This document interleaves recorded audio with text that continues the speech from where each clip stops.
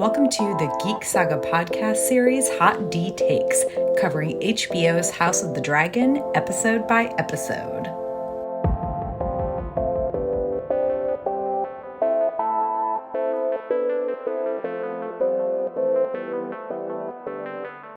Hi, I'm Tara Lynn of Geek Saga Entertainment, and welcome to Hot D Takes.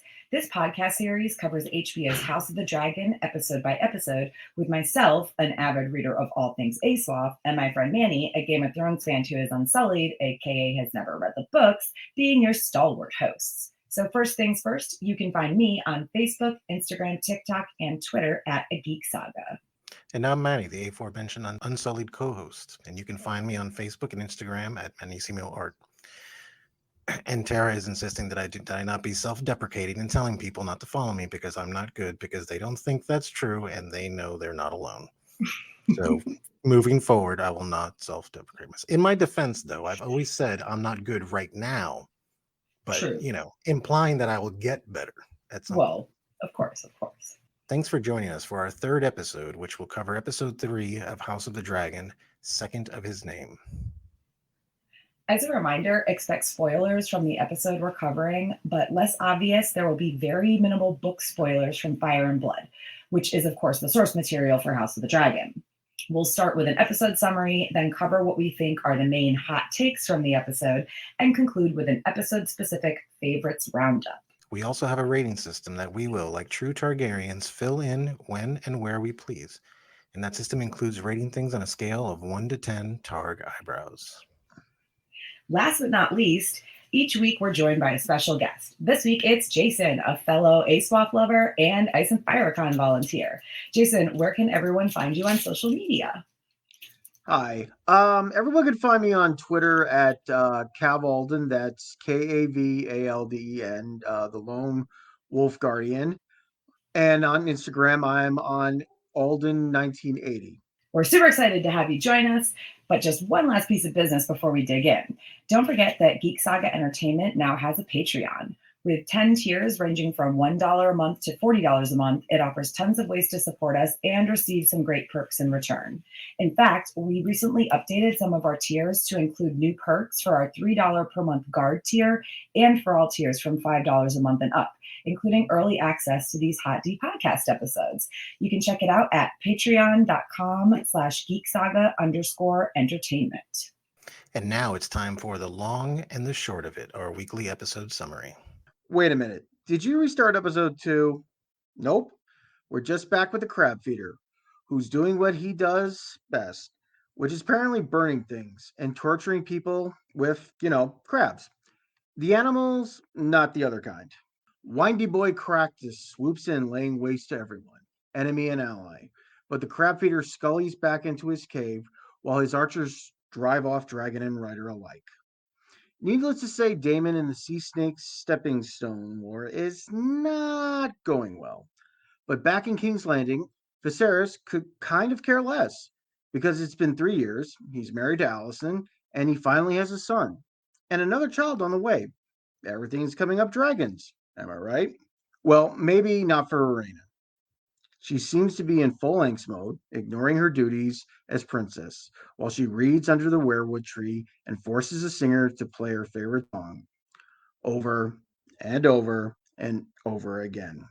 You think, with her still being the heir, and it having been 3 dang years, she wouldn't be so pissed about Alicent. But thus is the life as a sulky teenager, I suppose. However, perhaps she gets it honestly. Despite his positive attitude early in the episode and the fact that they're all off in their mobile igloo to go on a fancy hunt in honor of his son's 2nd birthday, eventually Viserys once again ends up super stressed. So he gets wine drunk and dips into full-on sulk mode himself, whining to his pretty little prego wife about Rhaenyra's attitude, his choice to make her heir, how his counselors keep bugging him about all the things, prophecies, blah, blah, blah, wah, wah, wah. To be fair, who doesn't get the wine-drunk blues? But then, none of us are also powerful kings of entire lands with all sorts of serpents and dragons and shit at our disposal. Okay, I digress. The main point here is that while Viserys is insisting Rhaenyra is still his heir, he's also demanding that she marry. though she's not at all fond of suffering the not unswarmy advances of Jason Lannister. Between that experience and the fact that she very obviously feels out of place, it's no surprise when she basically tells her father to talk to the hand and rides off into the sunset. Angstily, of course. At least she gets to have a fun camp out in the woods with her good bud Kristen, complete with them getting bushwhacked by a boar that Rhaenyra takes out, by dagger nonetheless, after Kristen fails to kill it outright. And when she rides back into camp, dirty and bloodied and dragging her own kill, it's nothing short of triumphant, especially compared with Viserys' experience of having a stag chased down for him and then having to make several weak attempts to kill it. Kind of seems like the chances of him being able to make his daughter do anything she doesn't want to do are as slim as Caraxe's windy neck. Oh, and throughout all of this, good old Otto is out and about doing what he does best, aka trying to control everything by trying to convince people that Rhaenyra should marry her 2-year-old half-brother for fuck's sake. Then counseling Alicent to get Viserys to change his mind about the succession. Don't worry though, at least for now, Viserys is still calling Rhaenyra the realm's delight and swearing on her mother's memory that she will not be supplanted. Now, as Gabby as Viserys has been for like this entire episode, Daemon, by contrast, is a man of no words. For the last sequence on the Stepstones, he gets news that his brother is finally sending reinforcement and wordlessly beats the shit out of the messenger. He marches up to the crab feeder's stronghold with a flag of truce and wordlessly offers up Dark Sister. And then he wordlessly hacks his way through pirates between himself and the cave, wordlessly suffers 3 arrow hits, and then as Laenor Velaryon rides in on Sea Smoke to rain fire on the crab feeder's forces, Daemon wordlessly emerges from the cave, dragging the partial corpse of his enemy. Fun. Okay. Hot take number 1. 3-year time jump this time. And I've got several questions about this. Does this mean every episode will have some sort of time skip? Especially with us knowing that eventually the characters age up so much that the actors for Rhaenyra and Alicent are totally different adult people. Honestly, just a little worried about what this means for the length of the show as a whole. Like even like beyond this season, will it be a short run or will they rush this season only to badly drag out later seasons? And honestly, these are all rhetorical questions, of course, but how do we feel about these time jumps so far? If I had to say, I mean, because the first one we had like 6 months, and this one's now 3 years. And I agree with you when you say that we might be worried that we're rushing for this. So we might, like the next episode, who knows, could be 5-10 years later down the road. And then from what I saw in the previews, seeing, when you see Matt Smith's character, Daemon, it's obviously that, his hair is different. So it's obviously he's older, I guess. So he changed his look a little. And it's possible that for myself, thinking that maybe this is a good thing or a bad thing. It depends if they just want to get to the good stuff and skip all the rest, but who knows? Yeah, I don't know how I felt about the time jumps. It's fine. See, I think the thing is that the time. I almost feel like the time jumps have to be kind of spelled out for you a little bit because it doesn't really look like anything is changing, honestly. So it's a little like tricky, the fact that they kept focusing in on like the baby and all this stuff, I was like, oh, okay, this is like a time jump. Like, all right, because it just kind of didn't click for me at first. But I guess if you're trying to tell a story, I don't know how in depth the book is or how long it is or if there's time jumps in the book, but I don't know if they're trying to compress everything into like one thing and just keep it like a 1-season deal, or is this going to be something that they're going to keep doing? I don't know. Being that it's based on what is essentially a historical text, there are obviously time skips in that, right? Because it's just blurbs. They do focus on this portion on Viserys, not so much his reign, but everything that happens with his children and his heirs and everything quite a bit. That's probably the biggest chunk of the book story-wise. But we already know it's renewed for season 2. We already knew it was going to, unless it just totally flopped, it was going to be several seasons, right? But if they keep doing these time jumps, we'll be getting through the main part of Viserys and his heirs story, like by the end of season 2. I think they could easily make 3 seasons out of this, but I'm really questioning if they if they keep doing it, for sure, I don't see them being able to push it beyond season 3 without stretching the story out too much, which we all know shows tend to have problems with a lot of the time. Meanwhile, Game of Thrones rushed it too much, but that's another story for another time, I guess. But I mean, they were quite a bit louder, quote unquote, in this one about the time skip having happened. I mean, like you said, Manny, there was a line about it being 3 years later, but also they're throwing a second birthday party or celebration or whatever for their 2-year-old. So it's like, okay, well, it's been at least 2 years and 9 months. Even if you didn't hear that one, I think it's one line about it being 3 years later.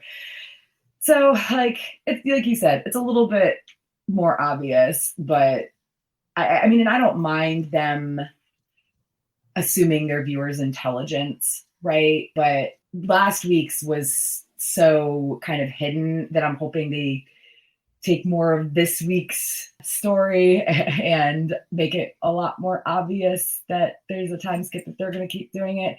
I mean, of course, when they change the actors for Rhaenyra and Alicent, that'll be super obvious, but really wondering when that's going to happen now, I guess. Hot take number 2. Everyone is so obsessed with marriage. So again, like, listen, I know why everybody's pushing everybody to get married. That's just the thing you do in this sort of society. People trying to get Viserys to marry 12-year-old Lena in episode 2, fucking gross. Viserys marrying his daughter's close friend, who's so much younger than him, still gross. Then there was Jason Lannister coming on so strong. And also, quick note, this is their courting system. He's offering her a dragon pit. It's where you put your dragon. Har, har, har. Har, har, har. But then, of course, there's this whole thing about trying to get Rhaenyra, a whole-ass teenager, to marry her 2-year-old brother. And I get that it's not right now sort of situation, but you still know it would happen way sooner than it should. Well, let's see here. For me, it's obvious that Jason Lannister was trying to push himself onto her. And I don't think he even had how do I put this? I don't think he even told Viserys until he actually confronted him. It's like, how about I marry your daughter? And he's like, why? And then having Otto suggest that he has Viserys' son marry his daughter. And I mean, I get the fact that they are pushing that incest a lot, since that was kind of a thing with the Targaryens, that they were trying to keep the bloodline pure. We know incest exists in this world, and we're still not too crazy about it even now. And it's very gross and disgusting. And I just feel that it's just nuts. And like, especially when Viserys says he's 2 years old. It's his birthday. You want me to marry him to my daughter? This is nuts. Are you nuts? I love that he finally starts snapping at Otto on that. And that was just really well done, I think.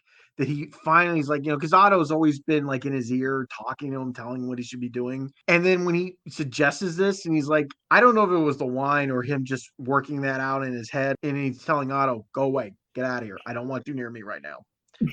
Yeah, that was absolutely fucking gross. Like, yeah, you should marry this 2-year-old kid. Like, even though it's like, no, don't worry about it. It's like later, it's not now, but it's like later. Like, like I've known people that were 20 years younger than me and they grew up to be beautiful people, but I still look at them and I'm like, and all I see is a little kid. And I'm like, I'm just like, no, I don't care how pretty you are, dude. I saw you in diapers like that. No, incorrect. Yeah. No, especially imagine that as a birthday present. Here's son, yeah. Here's a deer, and also here's a wedding. Here's a wedding. It's like, no, thank you. I mean, I certainly understand like the concept of what they were trying to do. I mean, it came out of Otto's mouth, so Otto, it's instant sus right there. And I understand like marrying for like the houses and all this kind of stuff because we want to be stronger and all this, but it's like I get that part of it, but why are you going to try to marry off like Rhaenyra also? I mean, do you not know this woman, Otto? I mean, come on, you've been around her forever now. You should know. Oh yeah, sure. She's a good girl. She's going to marry exactly what the king tells her. No, dude, come on, man. These people have no idea how to raise children. Children are like sailboats. You need to be the wind on their back. You cannot control them.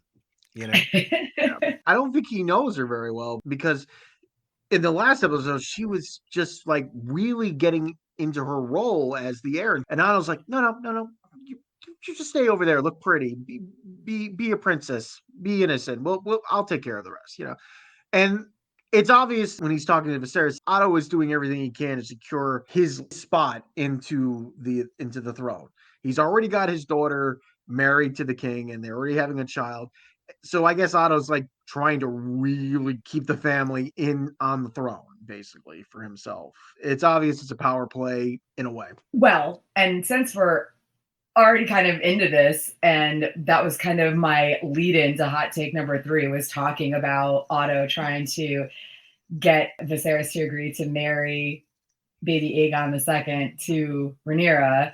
That brings us to hot take number 3, which is schemy good old Otto, which you've kind of already been touching on. But first of all, like, go away, you fool. It was kind of hard not to blend hot take 2 and 3 into one, because as soon as this idea of marriage came up, I just thought about Otto, and then like you know with the two, and I'm just like, look, no, I mean, sorry. I know. I mean, the whole back and forth between Rhaenyra and Jason Lannister was great. I mean, it was he was like not super smarmy, but definitely smarmy. Some kind of got a bit of a Chad vibe off of him. He's like, "Hi, I'm Chad." Yeah, yeah. But at least that way it was like it was kind of like, honestly, when it comes to the whole marriage thing, that was the most normal thing that happened, you know, because you see these things like in the Jane Austen books and all that kind of stuff where it's like, oh, you know, I want to have, you know, take my hand in marriage. Like, you know, like it was very like, yeah, the guy was like a Chad, absolutely, you know, but the fact that he approached it in a very like 1800s type of manner, I'm like, look, bro, like I can respect that to some sense. And it is crazy as it was and like weird, that was the most normal thing that happened, you know? Honestly, it was just the music. It was like, she ain't ever going to accept this, but I loved it when he offered her a dragon pit. And I turned to my friend who I was watching it with, and I was like, that's a secret pit dragon. I'm like, hey, Jason, can I have one too? Can I have a dragon pit also? So, schemy good old Otto, like we've already been talking about, he just wants to keep control of the situation.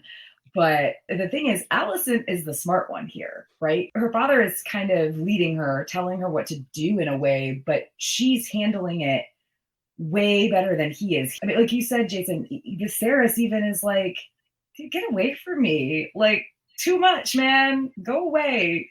I mean, and honestly, with Viserys being, that was more like whiskey drunk than wine drunk, if you ask me, when Viserys got like snippy with Otto. But he hit his wall. He went from sulky wine drunk to just angry drunk. Yep. But yeah, I mean, Otto definitely he wants to keep control of this situation. And again, like you guys said, because he has Alicent married to the queen already. Now his grandson is the first still living son of Viserys. He is going to do anything he can to get that kid on the throne. So, but he was just over the top about all of it in this episode.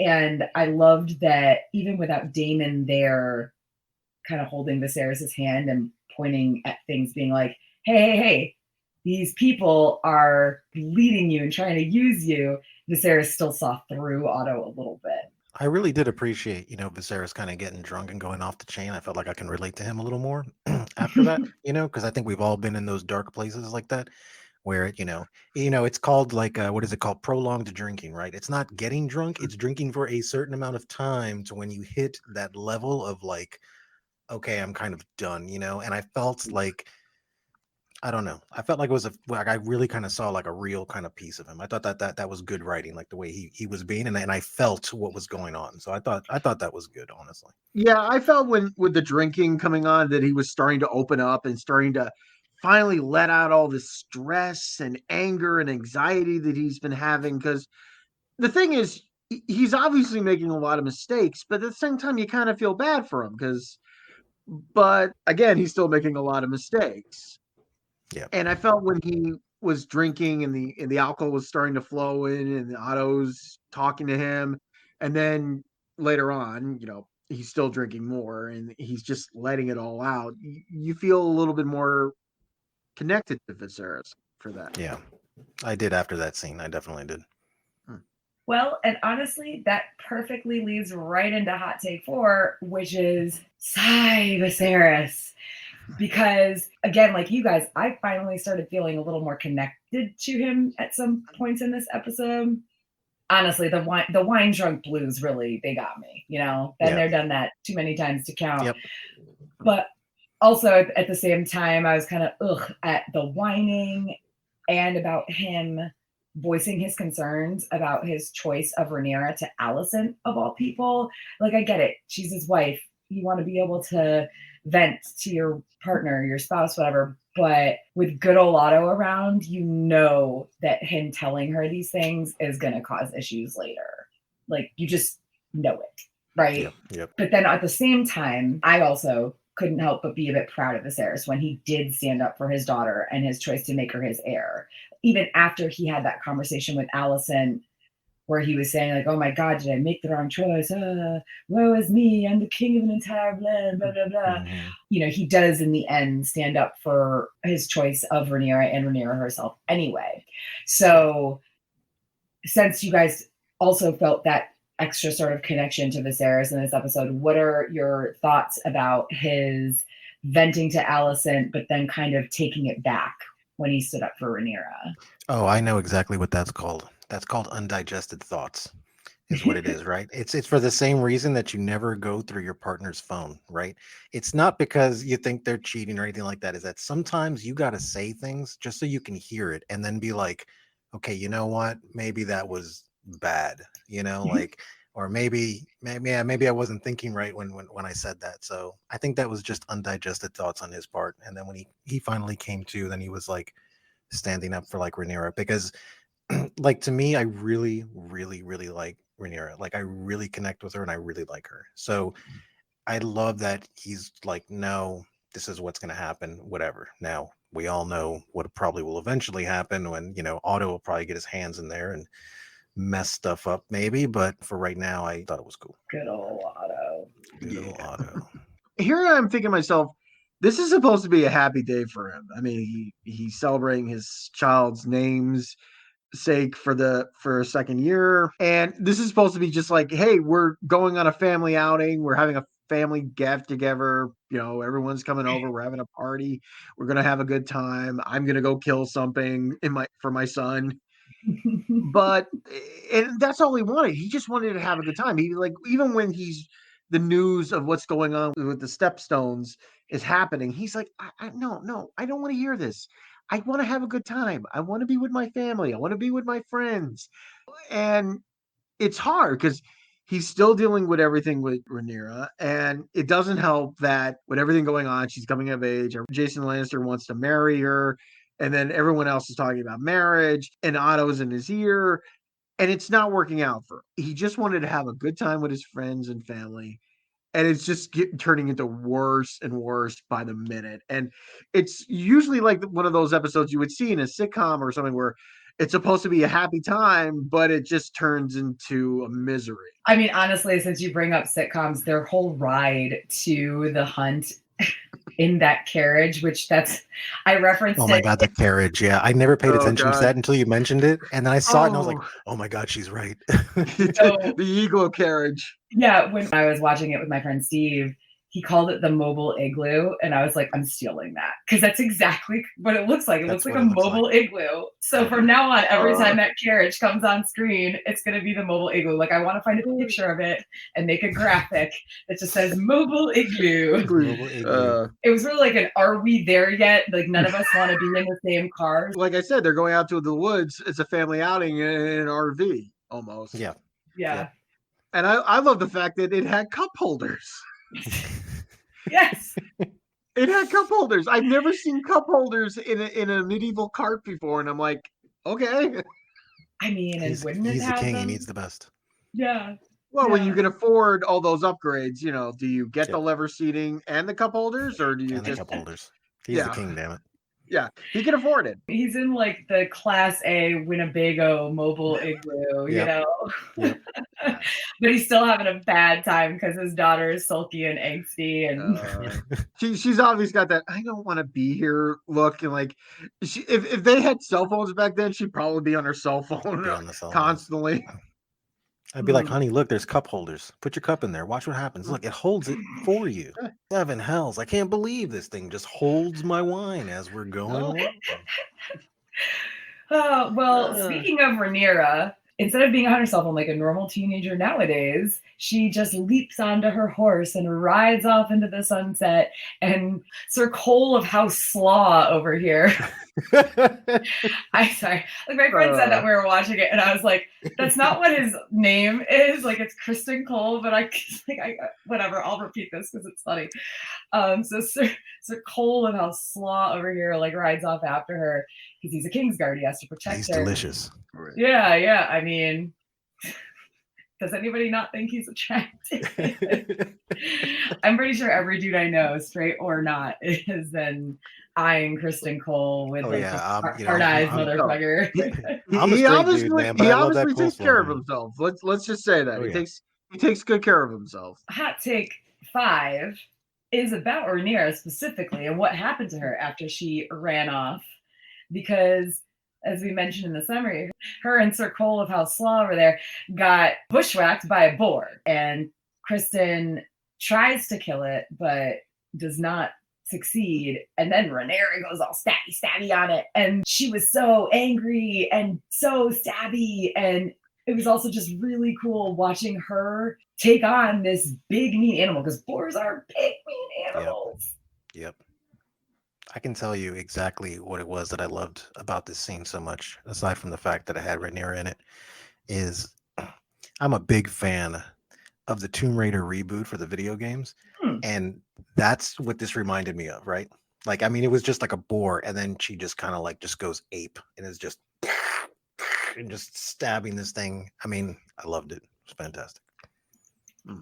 For myself, I also enjoyed this scene because it kind of had a little bit of a horror movie vibe, a little, because when you see Christian looking into the woods, and for most people who's watched horror movies, you're looking into the darkness. You're not trying to see something jump out you.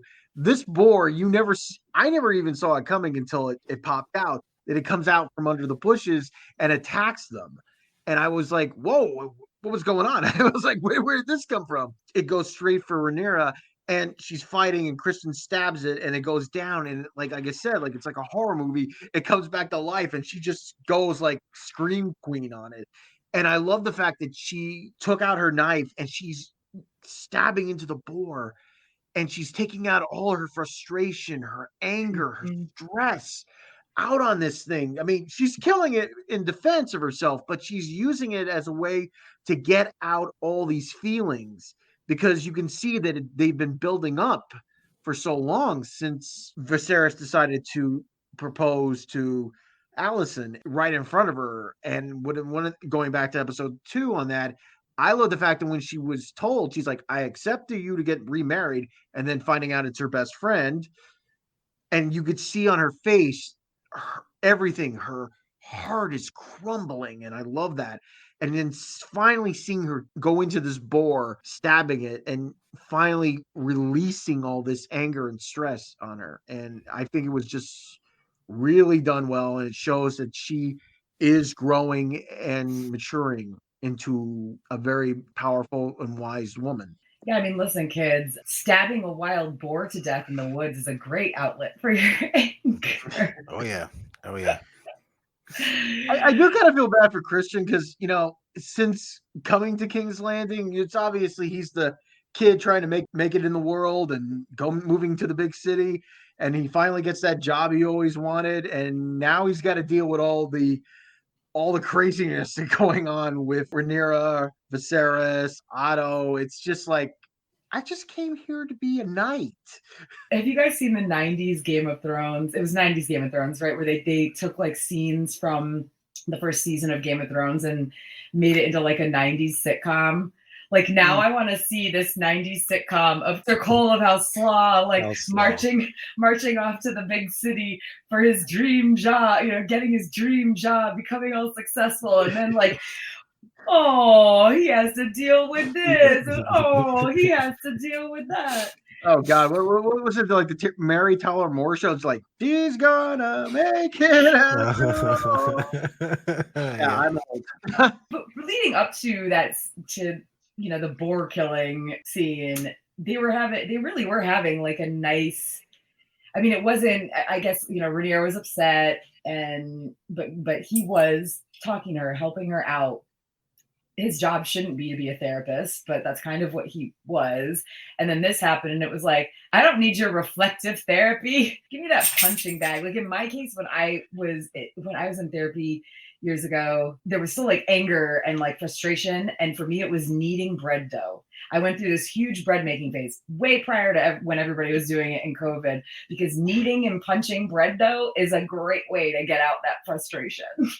So like, I feel you, Rhaenyra. I thought it was a really good scene. I just thought it was great. I think it was great that Cole of Slaw over there is looking into the darkness, and the thing just comes out. I mean, I guess that's how boars attack people anyway, right? Because you never expect this little thing to just kind of run you off the road. I thought the scene was really well done. It had a nice bit of like suspense to it, and then I don't know. I just thought it was good. I liked it. All right. So on to hot take number 6. Stags. This is a chant that we often have at Ice and FireCon. There's a lot of stag stuff in this episode. The stag scene with Viserys was awful. Yes, I recognize that this is a CGI animal, but it was awful to watch.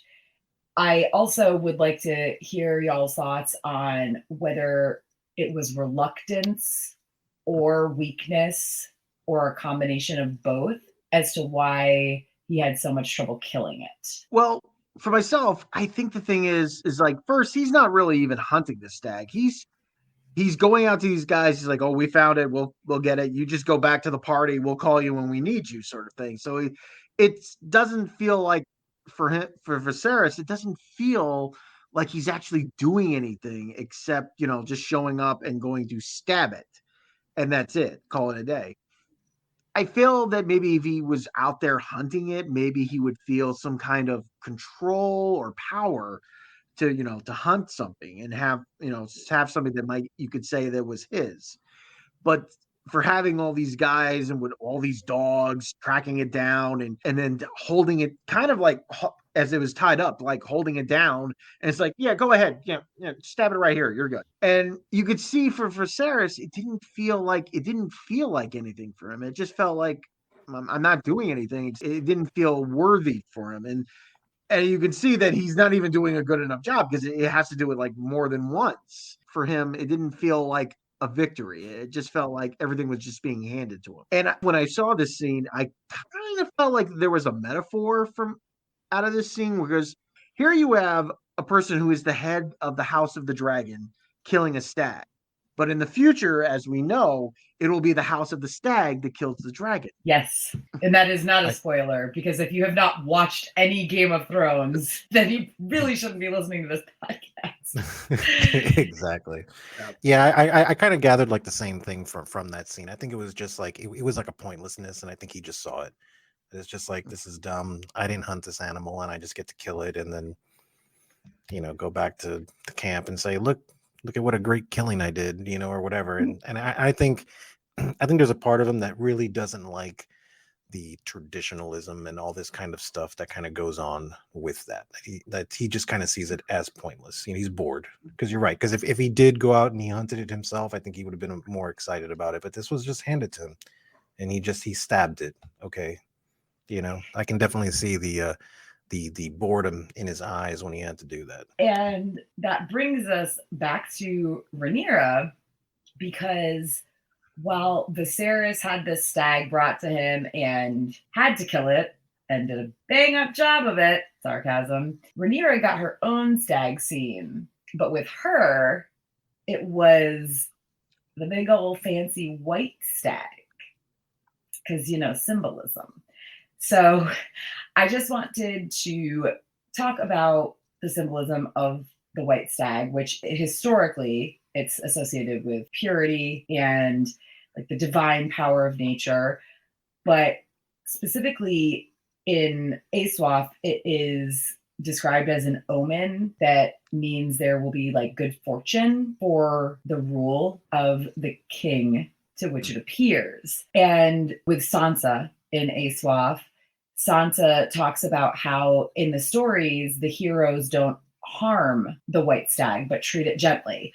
So, especially in an episode that's so fraught with discussion of marrying Rhaenyra off, this stag, this white stag that's a symbol of purity, comes along, and then she sees it, which means that this is supposedly an omen that her rule will be great, right? And then on top of that, we've got the stories from Sansa where heroes do it no harm. And of course, Kristen acts like he's about to go after it, and Rhaenyra just shakes her head and they let it go.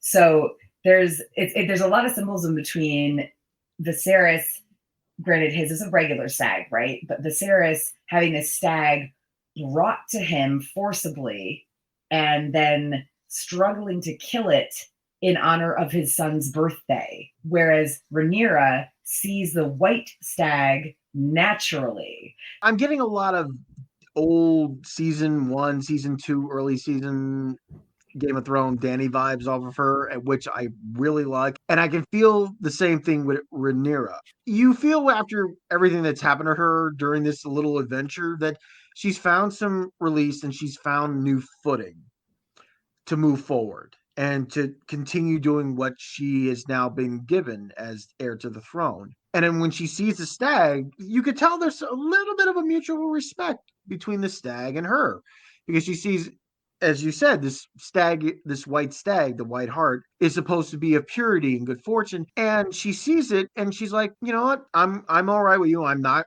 gonna kill you. And she even stops Kristen from doing it because she doesn't want this stag to be harmed, because she feels a bit of a thank you. Like this is a symbol for her to say, you are the heir of the throne.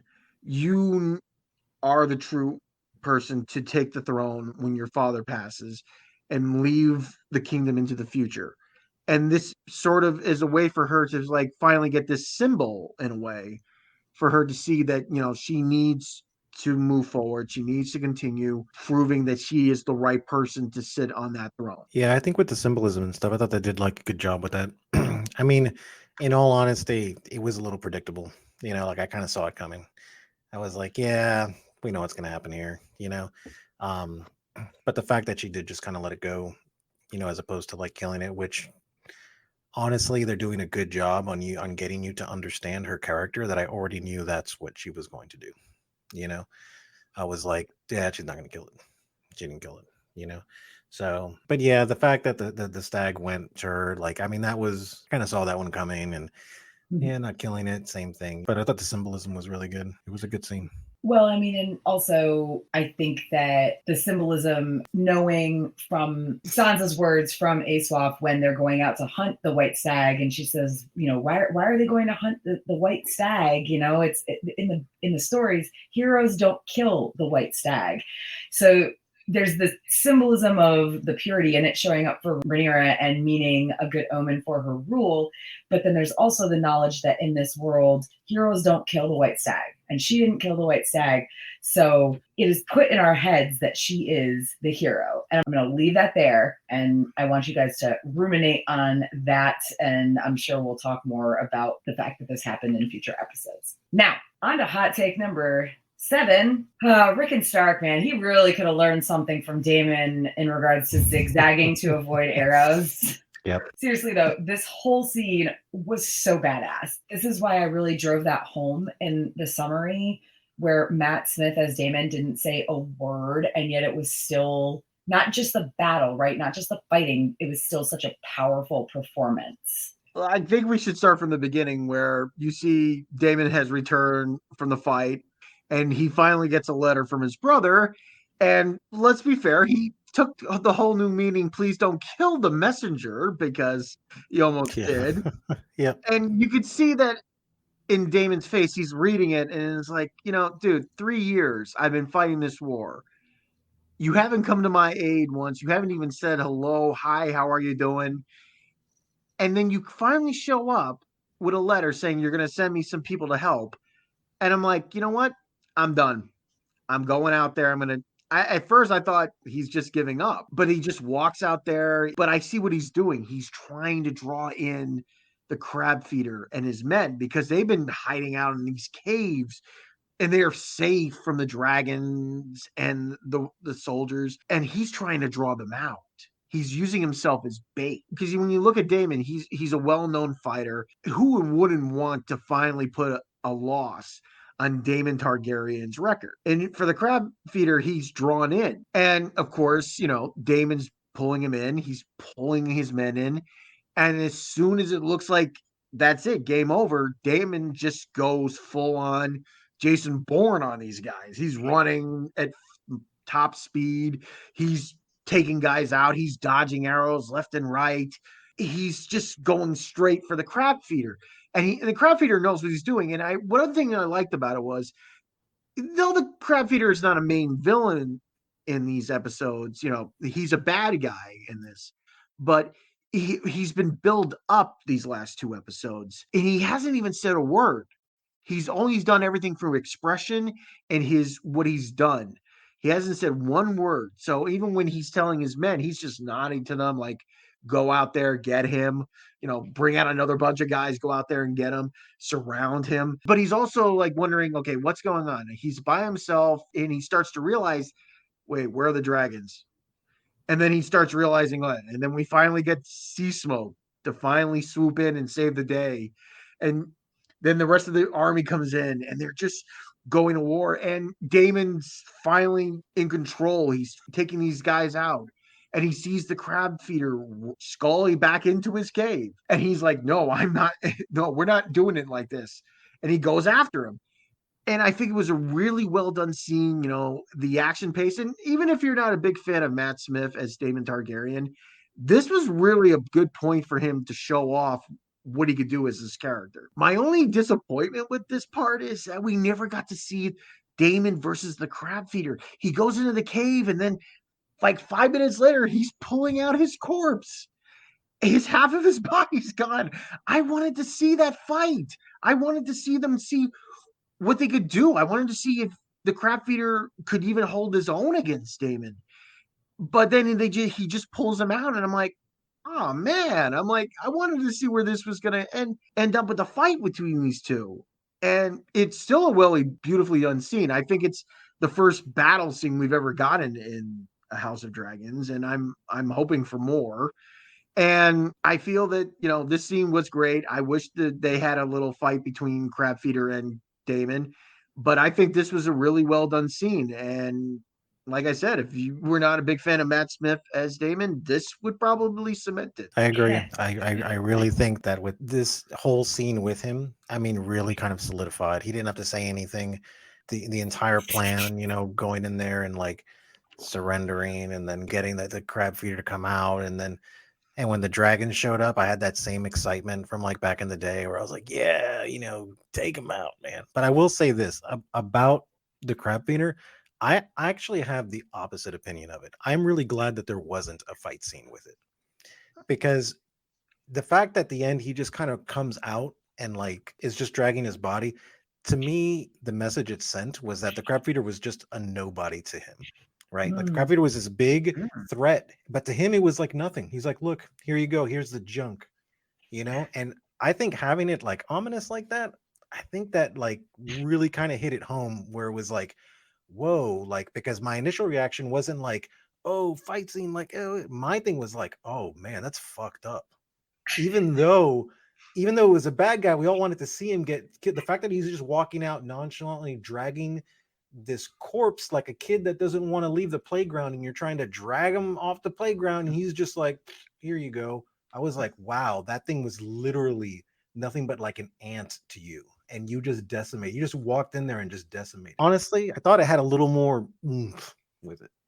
See, I didn't really think about it, and Jason was talking about it. I was like, oh yeah, why didn't we get an amazing fight scene? Because to me, like all the stuff leading up to it, Damon was such a badass, like just busting through all those pirates, etc.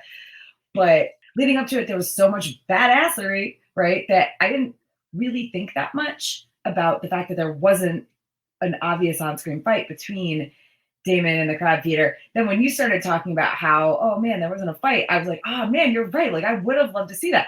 But then Manny completely changed my mind with his opinion.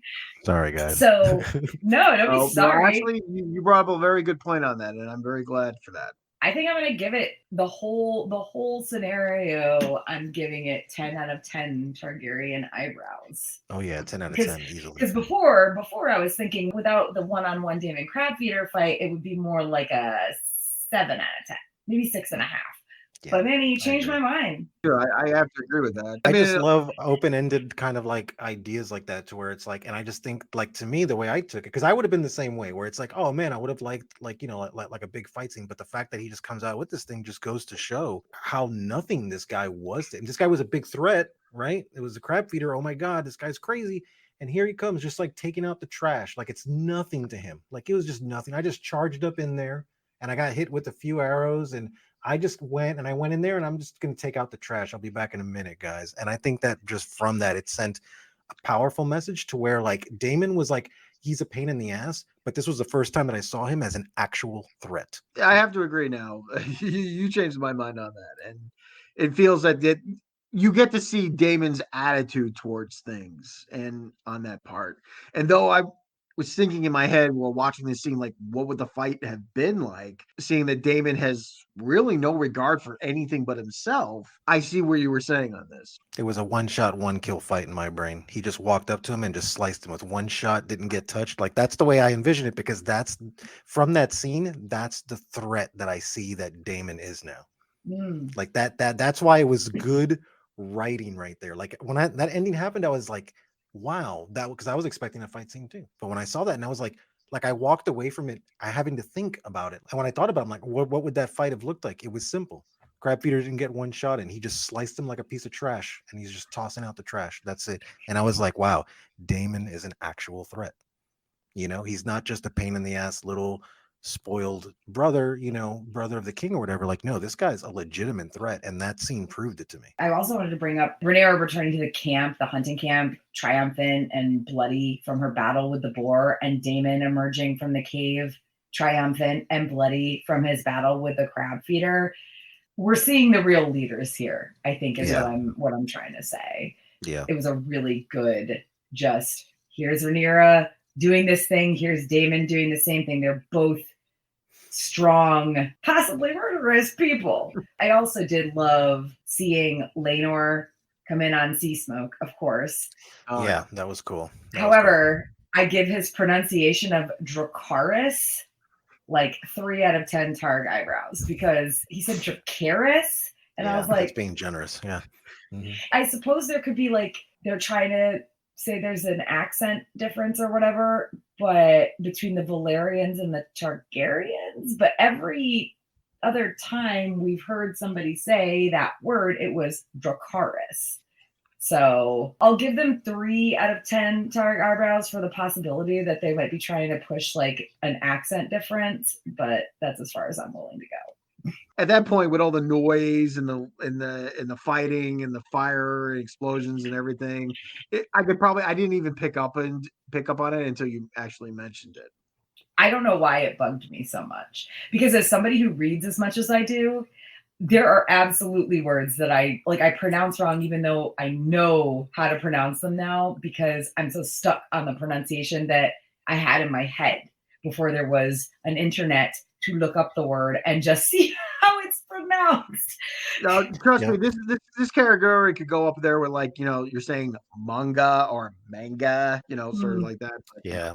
Now it's time for our favorites roundup. So, Manny, what was your favorite thing about this episode? Damon with the half crab feeder getting dragged. That was my favorite. He just walked out. That was it. I was that was my favorite scene. Most powerful scene. Loved it.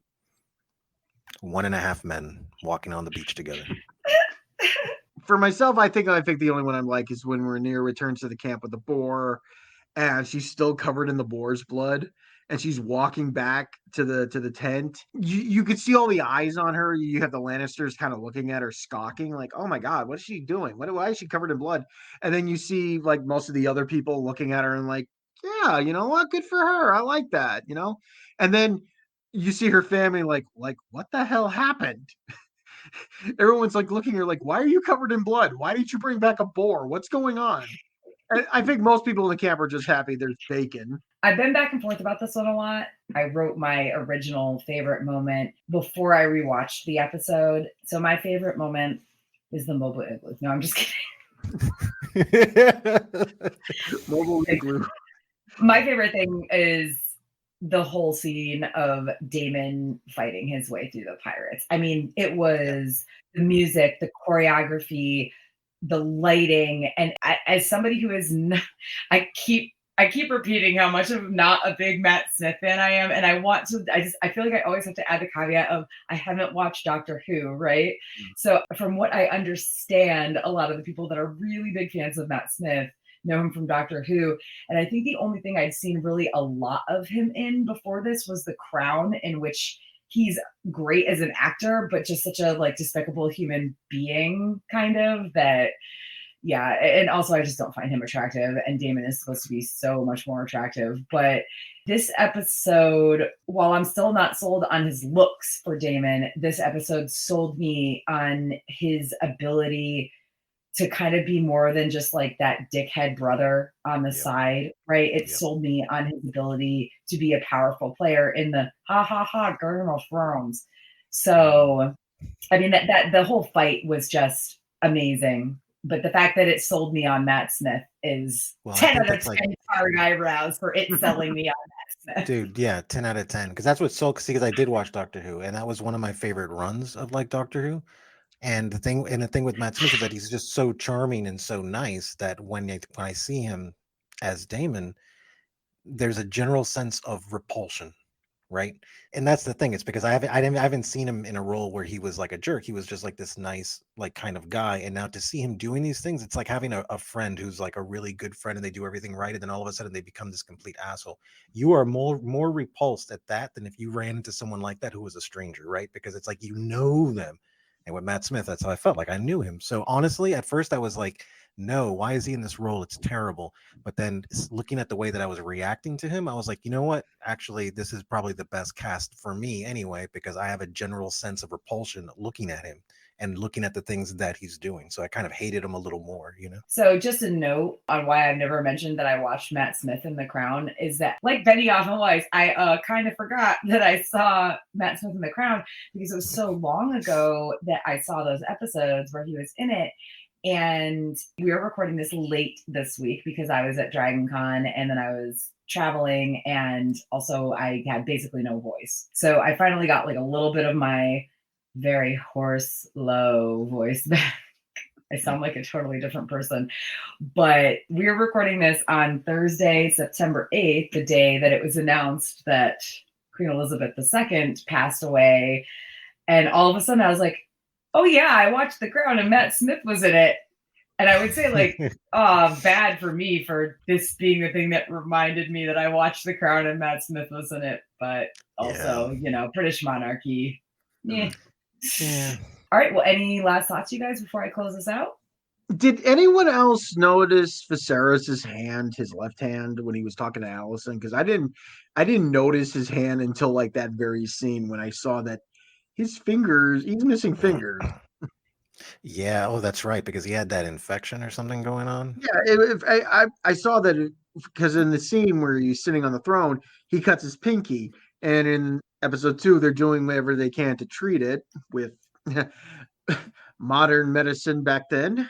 Oh, yeah. And then I noticed in the scene where he's talking with Allison, and the hand was like the ring finger's missing too. And I'm like, oh wow, the infection's spreading. I didn't even notice that. Wow, that was a good catch. I didn't even notice that. Nice. I mean, I didn't either, but to be fair, I watched the episode the first time on Monday night very exhausted after I had the most hellish drive from Atlanta to South Carolina, and then I watched it the second time on the plane yesterday. So I blame that. But good catch. Now I feel like I need to go back and watch this again. I'm gonna go back and watch it. Yeah. I didn't pick up into it until that very scene when he's sipping on like I guess a little hangover antidote, and he's sipping on it, and I'm like, oh wait a second, where's his fingers? Honestly, at least it didn't kill him. You know, I was kind of like worried that it was going to be like, oh, he's the king and he's not going to get taken out by some other, or like Damon or some big player. It's going to literally be like an infection that just goes sepsis, right? Like that's kind of what I was kind of seeing, and I'm like, I really hope that doesn't happen. Unless we have next week's episode, and we'll see what new element is ailing him. So, I mean, it's this week's episode at this point. Yeah. Oh, that's true. Yeah. Yeah. I don't know. Maybe he's walking on the throne. He accidentally steps on one of the swords. And... Yeah, exactly. Oh, I stepped on a nail. You know, he gets a tetanus and then dies. Yeah. Well, then that probably explains why in the Game of Thrones why we don't have all the other swords lying around. Yeah, exactly. Exactly. As we close out this episode, I just want to give a shout out to the Geek Saga Entertainment Heroes tier patron, Tommy of the TKOK Podcast Network. Thank you so much for supporting us. And thank you to our listeners for joining us for episode 3 of Hot D Takes. Manny and I will be back next week with a new guest to cover House of the Dragon's 4th episode, King of the Narrow Sea. Thank you for listening to the Geek Saga Podcast. If you like what you heard, please check out other Geek Saga entertainment endeavors, including the Sagas and Sass webcast and podcast and Ice and Fire Con.